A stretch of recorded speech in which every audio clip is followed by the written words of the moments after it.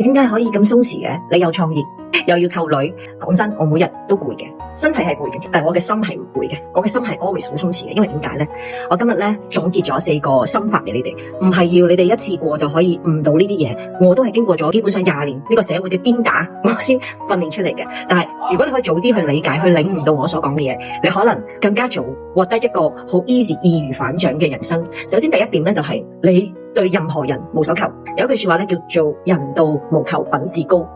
你唔需要喺人哋嘅身上獲取到啲乜嘢，獲取愛又好啦，獲取 attention 又好啦，獲取讚美認可又好啦，冇任何嘅渴求，你就唔會有失望嘅。咁第二點咧就係你冇乜嘢可以失去嘅，因為我哋每一個人由出世到死亡，乜嘢都帶唔走，叫萬般帶不走，唯有業隨身。亦都可能死亡唔係喺幾多年後、幾十年後，可能係喺我錄完呢條片，你以後就冇機會見到我啦。touch wood，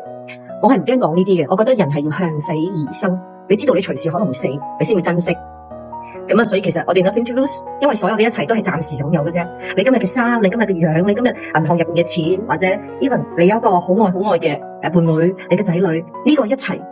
都係叫因緣。緣係乜嘢？緣有句說話叫緣生緣幻，一切緣幻象。第三就係我冇嘢可以隱瞞，我做人光明正大，我做每一個選擇都喺我個認知入邊最好、最善、最光明嘅方式去做，你就一齊光明正大，夜晚會瞓得着、瞓得好、瞓得好香啦。4咧就係唔需要證明，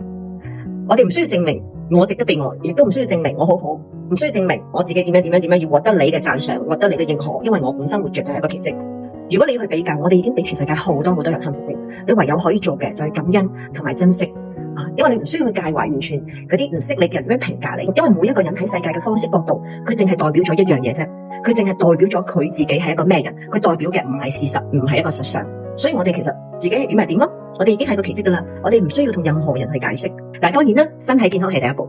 如果你身體唔健康咧，你係諗唔到我所講嘅1、2、3、4嘅，你淨係會覺得今日頭痛啊，聽日腰痛啊。所以希望可以帶領大家一齊